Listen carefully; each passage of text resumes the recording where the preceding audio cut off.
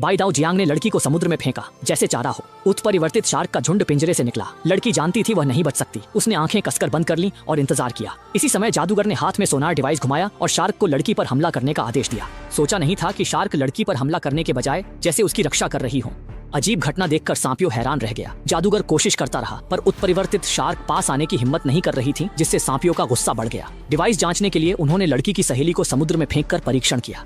जैसे ही जादूगर ने साउंड वेव डिवाइस नियंत्रित किया, शार्क सहेली पर टूट पड़ी। सहेली का नामो निशान नहीं बचा। डिवाइस में समस्या नहीं थी। सांपियो ने लड़की को समुद्र में फेंक दिया। लड़की तनाव में आ गई। उसके दिमाग में पिता की बातें गूंजने लगी।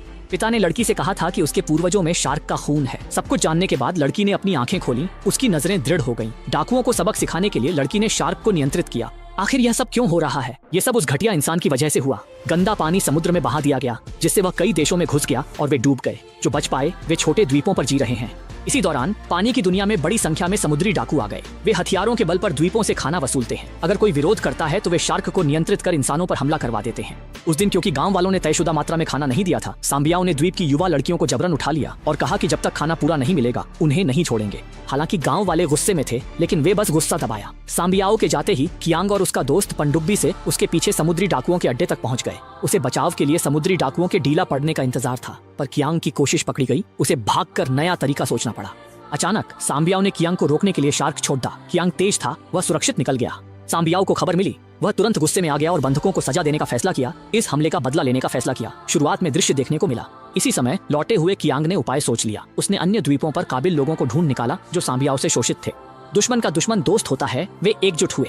गोताखोर विशेषज्ञ छुई हुआ, विस्फोटक विशेषज्ञ हेमेई और सोनार मशीन नियंत्रित करने वाला अंकल। सांबियाओं को हटाकर वे सभी संसाधन साझा कर सकते हैं।